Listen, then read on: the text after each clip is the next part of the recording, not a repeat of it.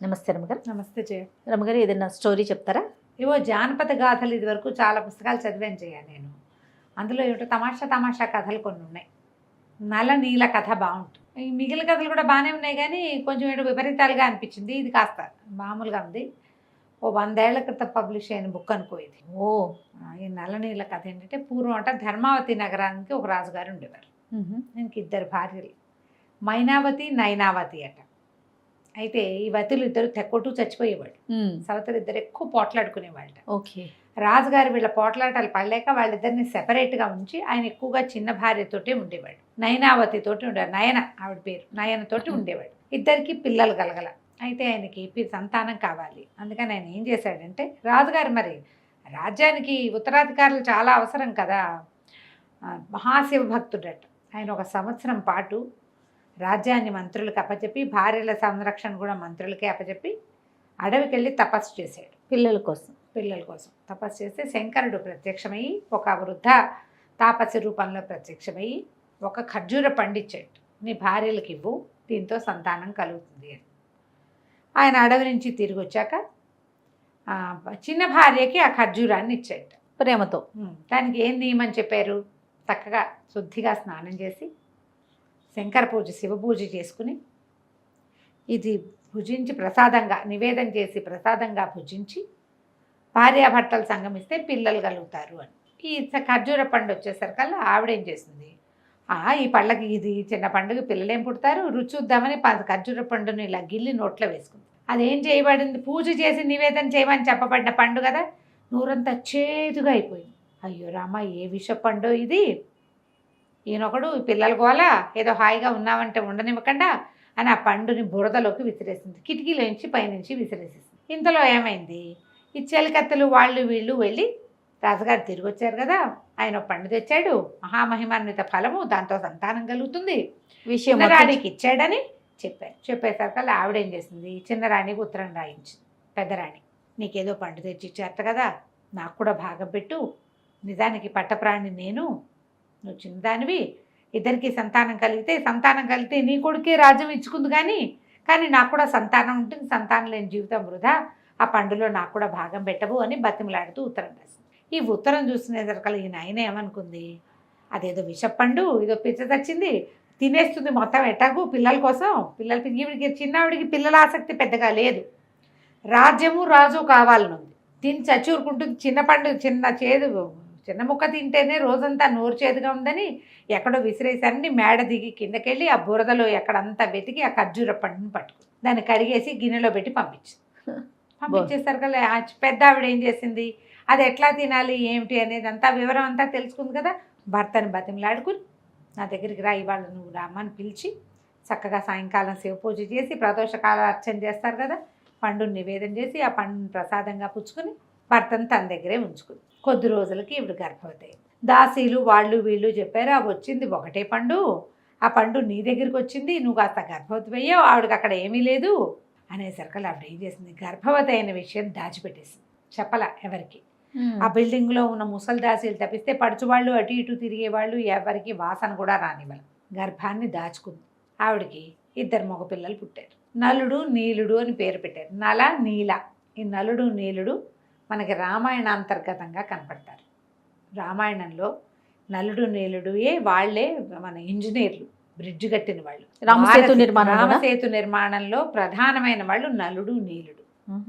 అయితే ఈ నల నీలుడు ఇద్దరు చక్కగా పెరిగారు. పిల్లలు ఎంతో ముద్దుగా చాలా బాగుండేవాళ్ళు. రాజుగారు కూడా తనకు సంతానం చిన్న భార్యకి చెప్పకుండా మేనేజ్ చేసేవాడు. ఆయనకి తెలుసు చెప్పకుండా అప్పుడప్పుడు ఆవిడ దగ్గరికి వెళ్ళి వచ్చేవాడు. కానీ ఈ సంగతి చెప్పద్దని ఒట్టేయించుకుంది. శివప్రసాదంగా లభించిన పిల్లలు కాబట్టి మాట్లాడకుండా ఊరుకున్నాడు. పిల్లలకు ఒక 8 సంవత్సరాలు వచ్చాక ఓ బంగారు బంతి, బంగారు దండం చేయించి ఇచ్చాడు బాల్ ఆడుకోవడానికి. ఈ పిల్లల్ని ఆవిడ పొరపాటును కూడా బిల్డింగ్ నుంచి బయటకు వెళ్ళనిచ్చేది కాదు, మొత్తం లోపలే.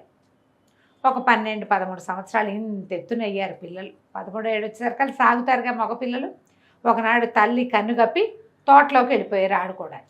ఆ బాల్ వేసి కొడుతుంటే, మామూలుగానే బాల్ని కొట్టుకుంటుంటే ఏదైనా నడిపిస్తుంటే ఒళ్ళు తెలియదు, తమ తోట హద్దులు దాటేసి చిన్నరాణి తోట హద్దుల్లోకి వెళ్ళిపోయారు. ఆ రాణి గారి పైన నిలబడి చూస్తుంది. ఎవరో ఇంతంత పొడుగున సన్నగా చువ్వలల్లే ఉన్న ఇద్దరు మగపిల్లలు తిరుగుతుండేసరికి ఆవిడకి పిచ్చి సరదా వచ్చింది. వాళ్ళని చూసేసరికి వాళ్ళు పిల్లల్లా కాకుండా కుర్రాళ్ళల్లే కనపడ్డారు. మనమే చూస్తూ ఉంటే ఒక రకం, సడన్గా మన చిన్నప్పుడు ఒక నెల పిల్లాడిని చూసి వాడికి 15 ఏళ్ళ వాడిని చూస్తే ఆశ్చర్యంగా ఉంటుంది. కుర్రాడని తెలుస్తుంది, పిల్లాడు అనిపించదు. ఈవిడ కూడా అలాంటి భావాలే కలిగి దాసీలను ఎవరినో పిలిచి వస్తే ఆ బంతి లోపల లాక్కొచ్చేసేయండి అని బంతి లోపలికి తెప్పించి ఈ పిల్లలిద్దరిని లోపలికి, ఆ బంతి కోసం వాళ్ళు లోపలికి వచ్చేలాగా చేసి లోపలికి వచ్చేసరికల్లా పిల్లలు ఎంత బాగున్నారో, నాకు ఇట్లా చిన్నపిల్లలంటే ఎంతో ఇష్టం, మీ వయసు మగపిల్లల్ని చూసి ఎన్నాళ్ళు అయింది, నాతో స్పెండ్ చేయండి అని అడిగింది.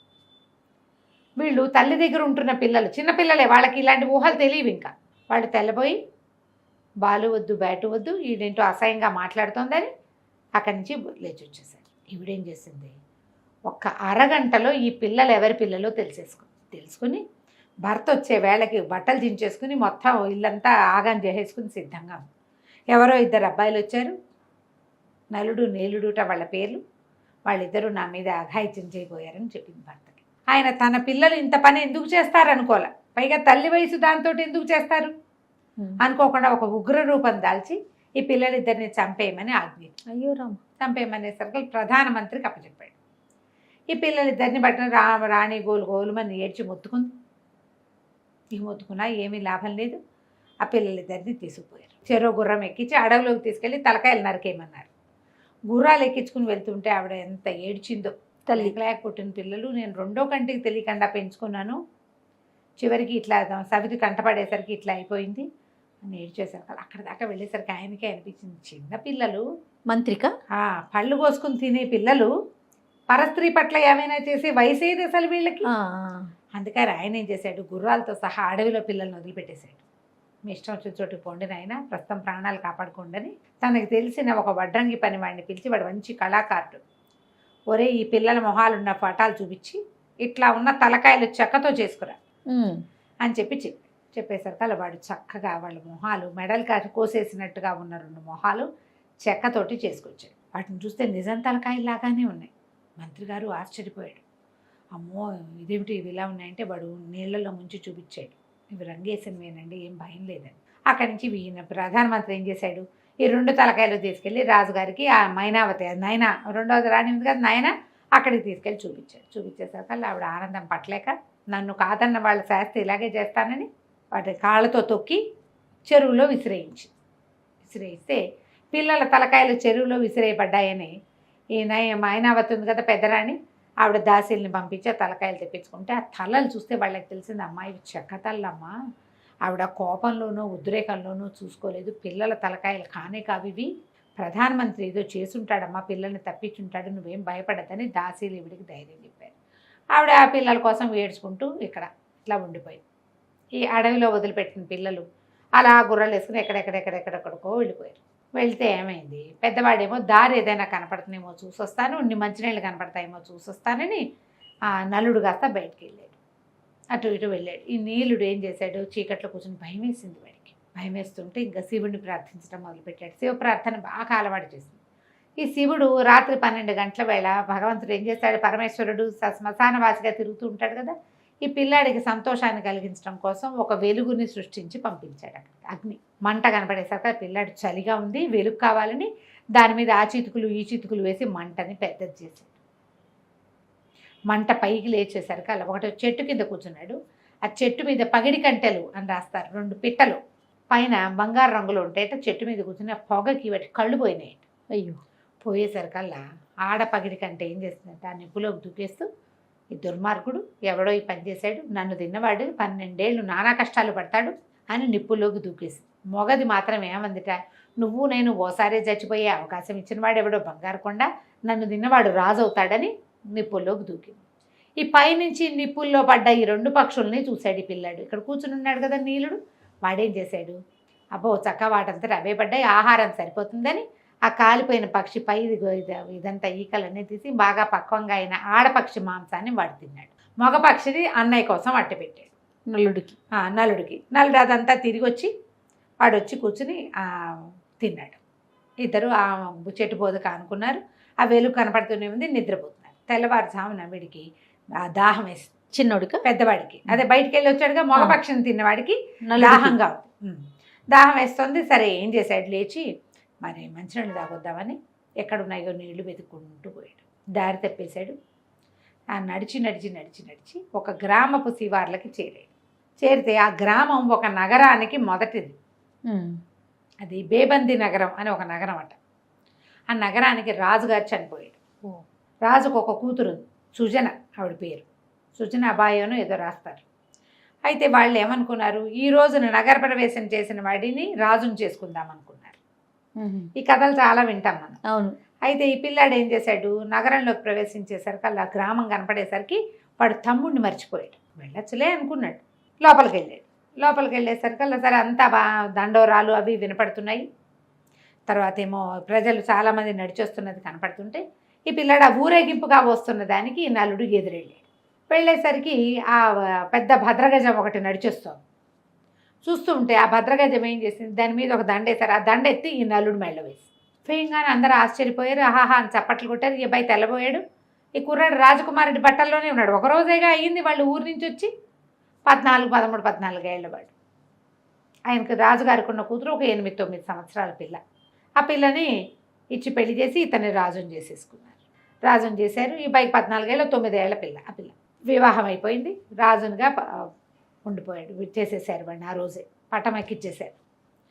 ఈ లోపల ఈ నగరంలో ఈ అడవిలో ఉండిపోయిన నీలుడు ఏం చేశాడు, పొద్దున్న లేచి చూస్తే అన్నయ్య కనపడక సరే ఏం చేశాడు, తన గుర్రము ఉంది, అన్నయ్య గుర్రము ఉంది. ఆ గుర్రాలు రెండింటిని చేత్తో పుచ్చుకుని ఒక గుర్రం ఎక్కి రెండవ గుర్రాన్ని తన వెంట పెట్టుకుని నడిచి వెళ్ళటం మొదలుపెట్టాడు. ఆ దారి బేబంది నగరానికే దారి తీస్తుంది. ఓకే. ఆ నగర శివార్లు కనపడ్డాయి, గ్రామ శివార్లు నగర శివార్లు కనపడ్డాయి. సరే ఆ నగరంలోకి వెళ్ళాడు. ఎక్కడో కనపడతాడేమో అని. ఏమైంది, అన్న గ్రామాన్ని ఆ నగరాన్ని ఆనుకుని ఉన్న గ్రామం ఉంది కదా, ఆ గ్రామంలో ఒక రైతువి 2 గుర్ర పిల్లలు పోయినాయి కొంతకాలం క్రితం. వీడు పట్టుకొచ్చిన 2 గుర్రాలు వాట్లాగా కనపడ్డాయి.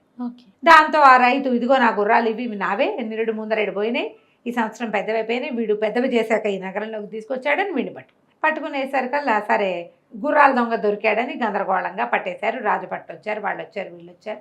కొత్తగా రాజు అయ్యాడు కదా, ఈ కొత్త రాజు అయిన వాడు ఇక తమ్ముడు మాట జ్ఞాపకం లేదు ఈ గందరగోళంలో అతనికి. ఒక గుర్రాలు దొంగతనం చేసి 2 ఏళ్ల క్రితం దొంగిలించిన వాడు ఇప్పుడు పెద్ద గుర్రాలను వేసుకుని నగరంలో అమ్మడానికి తీసుకొచ్చాడని అభియోగం తెచ్చారు. తెస్తే గుర్రాల దొంగని జైల్లో బారేయండి అన్నాడు. ఆ దొంగని చూడలా. వీళ్ళేమో పట్టాభిషేకము వివాహ మహోత్సవం హడావిళ్లలో ఉన్నారు. అప్పుడే అయ్యింది పెళ్ళి. ఈ అబ్బాయిని కాస్త జైల్లో పడేశారు. 4 సంవత్సరాలు గడిచిపోయింది. ఓకే. వాడు జైల్లోనే ఉన్నాడు. ఈ అబ్బాయి ఏమైనా పిల్ల పెద్దదైంది. యువరాణి 19 ఏళ్ళ 10 ఏళ్ళ ఉన్నాయి కదా పెళ్ళి, పెద్దదైంది. ఈయన ఇంకొంచెం పెద్దవాడు అయ్యాడు. సరే ఏదో పుంసమనం అవి ఇవి కథలు జరిపితే ఏమైంది, ఆ అమ్మాయి ఏమంది, మా నాన్న వివాహం అప్పుడు నాకు రత్నాల హారాలు అవి చేయిస్తామన్నాడు. అదేదో ఇంకొక తమాషా పేరు చెప్తారు, ఒక నగరం, ఆ నగరంలో అద్భుతమైన వజ్రాలు దొరుకుతాయి, ఆ రత్నాలతోటి నాకు నగలు చేయించి పెట్టు. వివాహం అప్పుడు అన్నాడు. ఆయన కాస్త మరణించాడు. మన వివాహం కూడా అర్జెంటుగా జరిగిపోయింది. రేపు కుమారుడో కుమార్తెతో కలిగే నాటికి ఆ రత్నాల హారాలు పెట్టుకోవాలి నేనని అడిగేసరికి అలా సరే ఈయన కొంతమంది వర్తకులను పిలిపించి బేజువంతి నగరమో ఏదో నగరం పేరు, ఆ నగరంలో ఉన్న రత్నాలు కొనుక్కొచ్చి రాణిగారికి నగలు చేయించి పెట్టండి అన్నాడు. అనేసరికి అలా సరే వాళ్ళు దాన్ని అది ఎట్లా వెళ్ళాలి, దానికి పడవ మీద వెళ్ళాలి, గంగా నది దాటాలట.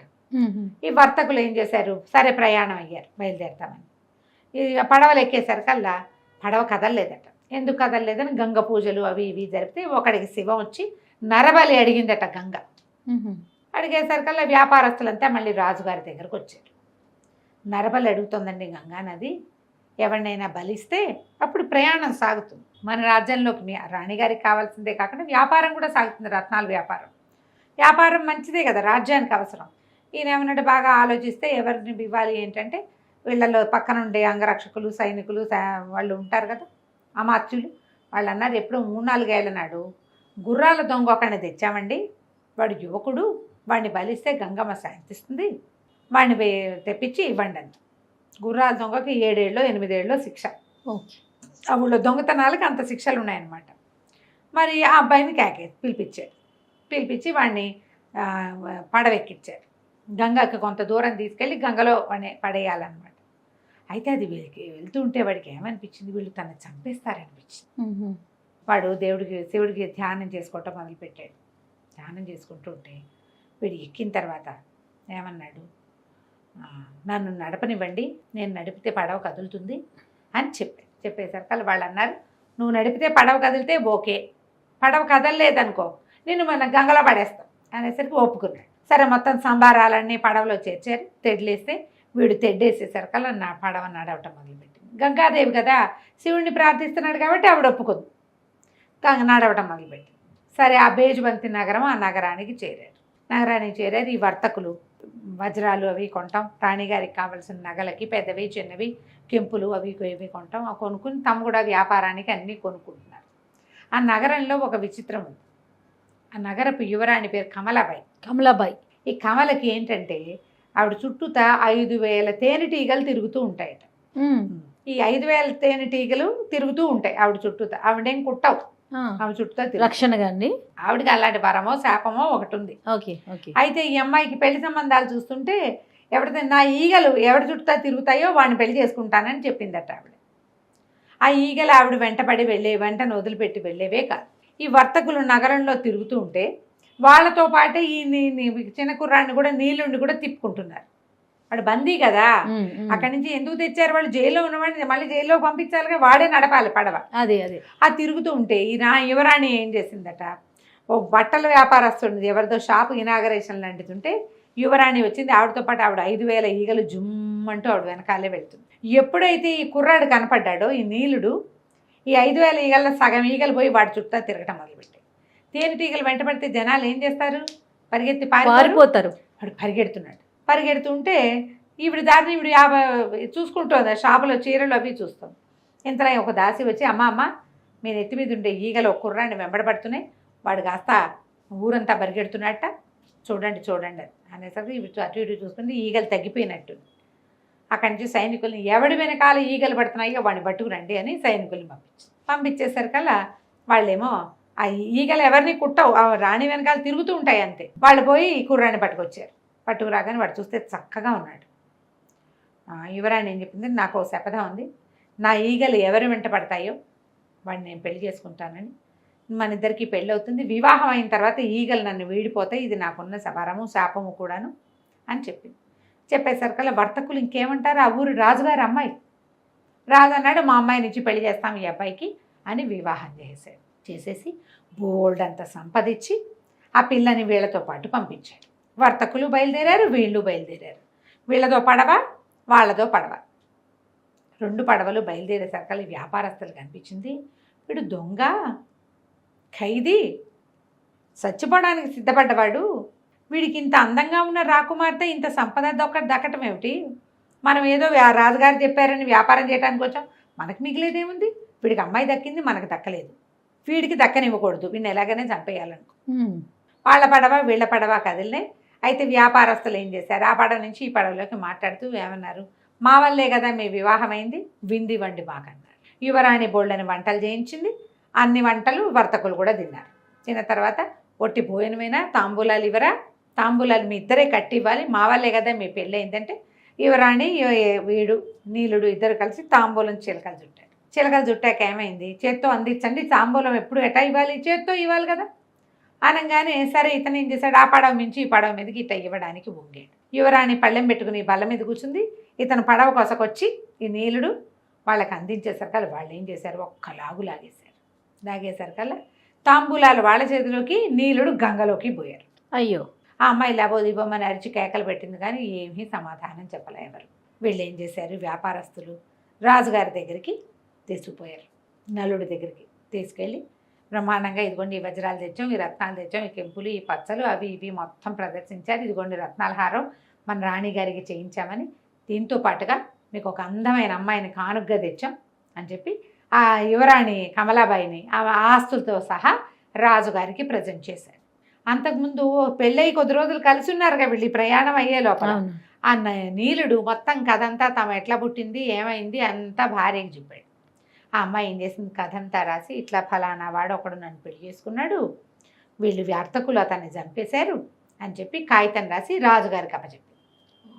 వాడు చదువుకుని తెలబోయాడు, అయ్యో అంటే నేను గుర్రాల దొంగగా భావించిన వాడు నా తమ్ముడేను, అక్కడి నుంచి వ్యాపారస్తుల్ని మీతోటి నేను వ్యాపారం చేయను, మీ వల్ల నేను నా తమ్ముడిని కోల్పోయానని చెప్పి వాళ్ళతో కటీఫ్ చేసుకున్నాడు. కానీ ఈ అమ్మాయిని తనతో పాటు అట్టి పెట్టుకున్నాడు, తమ్ముడి భార్య అతను అది అమ్మాయిని చక్కగా చూసేవాడు. ఈ లోపల ఈ నీళ్ళలో పడిపోయాడు కదా, ఈ నీళ్ళలో పడిన వాడు బెస్త వాళ్ళకి దొరికితే వాళ్ళు చాలా రోజులు తమ దగ్గర అట్టె పెట్టుకుని పనులు చేయించుకునేవాళ్ళు, ఆ పని ఈ పని చేయించుకునేవాళ్ళు. కొన్నాళ్ళకి ఆ సముద్రపు గాలికి దానికి వాంతులు అయిపోతుండేవి, ఆ చేపల వాసన కూడా. దాంతో వాళ్ళు వీడికి వీక్ అయిపోతున్నాడు, ఎవరో ఒకళ్ళకి అమ్మేద్దామని ఒక గుర్రాల శాలలో ఒకళ్ళకి అమ్మేసేసరికి అక్కడ పని చేయటం మొదలుపెట్టాడు. వీడికి ఏం చేయాలో తెలీదు, పని చేసుకుంటున్నాడు. పని చేస్తూ కొన్నాళ్ళకి మెల్లిగా బాగా సెటిల్ అయ్యాడు. గుర్రాల శాల వాడు ఏం చేశాడంటే ఒక రైతుకు అమ్మేశాడు. ఆ రైతు దగ్గర పనిచేసేవాడు. రైతు ఇంట్లో ఈ అబ్బాయి ఉండగానే 2 గిత్త దూడలు పుట్టినాయి. ఓకే. వాటితోటి వ్యవసాయం చేయించేవాళ్ళు. ఇతను ఏం చేశాడు, ఆ 2 గిత్త తోటలకి నల నీల పేర్లు పెట్టాడు, ఎడ్లకి ఆ పేర్లు పెట్టి వ్యవసాయం చేస్తూ ఉండేవాడు. ఏళ్ళు గడిచిపోతున్నాయి. అయితే రోజులు గడిచే కొందికి ఇతనికి ఆ భార్య, ఆ అమ్మాయి, అన్నయ్య వీళ్ళు గుర్తు రావటం మొదలుపెట్టారు. ఎన్నాళ్ళు ఈ జీవితం ఏమిటి, ఇట్లా చచ్చిపోకూడదు, ఏదో రకంగా బతికుండాలి. కానీ ఇంకా ఇతనికి ఇక్కడ ఉండబుద్ధి కాక ఏం చేశాడంటే ఎడ్లకి నమస్కారం చేసి వెళ్ళిపోయాడు అక్కడి నుంచి. ఒక ఏక్తారా మెట్టు సన్యాసి బట్టలు వేసుకుని నల నీల గాథని ఒక పాటలాగా రాసి పాడుకుంటూ తిరుగుతూ ఉండేవాడు. అయితే రాజుగారు కొంతకాలం చూసి తనకి సంతానం కలిగే సమయం కలుగుతున్నా కూడా తమ్ముడు దొరక్కపోవటంతో ఒక కాగితం రాసి అన్ని ధర్మసత్రాలకి అంటిప్పించాడు. ఎవరైతే నల నీల కథని పాడతారో, తెలిసిన వాళ్ళు ఉంటారో వాళ్ళని నా దగ్గరికి తీసుకురండి, ఈ ప్రత్యేకమైన గాథ తెలిసిన వాడు ఎవడైనా ఉంటే అని. ఈసారి ఏమైంది, ఇతను ఏకతారా మెట్టుతో ఆ పాటలు పాడుతూ తిరుగుతూ ఉండేవాడు. ఈ తిరుగుతుంటే ఒకరోజు మళ్ళీ బేబంది నగరానికి వెళ్ళేసరికల్లా ఆ సత్రంలో ఒక కాగితం అంటించు. అక్కడ సత్రం బయట కూర్చుని ఇతను నల నీల గాథను పాడుతూ ఉంటే ఆ సత్రం యజమాని ఈ పేరు ఎక్కడో విన్నానే, నల నీల అని ఆ గోడ మీద చూస్తే వాడికి కనపడింది. అబ్బో, రాజుగారు చెప్పింది ఇతని గురించి అయ్యి ఉంటుంది, ఈ పాట పాడేవాడిని ఎవడో తీసుకురమ్మన్నారని వీడిని మోసుకుని తీసుకుపోయారు. అక్కడికి వెళ్ళేసరికి అక్కడ మొత్తం పాట అంతా పాడేసరికి రాజుగారు వెంటనే అప్పటికి ఎన్నేళ్ళు గడిచిపోయినాయో, పెద్దవాళ్ళు అయిపోయారు. 13-14 ఏళ్ల వయసులో విడిపోయారు వాళ్ళు. ఏ 10 సంవత్సరాల్లో 12 సంవత్సరాల్లో గడిచిపోయినాయి. సరే, అతను లేచొచ్చి తమ్ముడిని కావలించుకుని, నీ భార్య కూడా నా దగ్గరే ఉంది, నువ్వేమీ నష్టపోలేదు. ఇది ఎప్పటికి ఎన్నేళ్ళు అయింది, 12 ఏళ్ళు కష్టపడతాడు అని చెప్పి ఈ 12 సంవత్సరాలు అన్నతోటి సెపరేట్గానే ఉన్నాడు. ఒకళ్ళనొకళ్ళు గుర్తుపట్టారు. సరే, అతను ఏం చేశాడు, తమ్ముడికి స్నానం చేయించి అన్ని చక్కగా దగ్గర చేసి మనం ధర్మావతి నగరం మీదకి వెళ్దాం, మన తండ్రి ఎలా ఉన్నాడో చూద్దామని చెప్పి మొత్తం చతురంగ బల సమేతంగా ధర్మావతి నగరం మీదకి దాడి చేశాడు. ఆ నగరానికి రాజు తమ తండ్రి కదా, అక్కడికి వెళ్ళి చూస్తే వాళ్ళకి సంతానం లేదు, తల్లి మాత్రం బతికే ఉంది. ఈ తన సవితల్లిని శిక్షించి తండ్రిని మాత్రం క్షమించారు. ఆమె చెప్పిన మాటల వల్ల కదా ఈయన ఇలా అయింది. అదే. ఆ తర్వాత వీళ్ళిద్దరూ చెరువు నగరాన్ని ఏలుకున్నారు. ధర్మావతి నగరాన్ని కూడా వాళ్ళిద్దరే చెరిసగము చేసుకుని హాయిగా ఉన్నారు. కథ కంచికి మనం ఇంటికి. అన్ని ట్విస్టులే. నమస్తే రమ్మగారు. నమస్తే.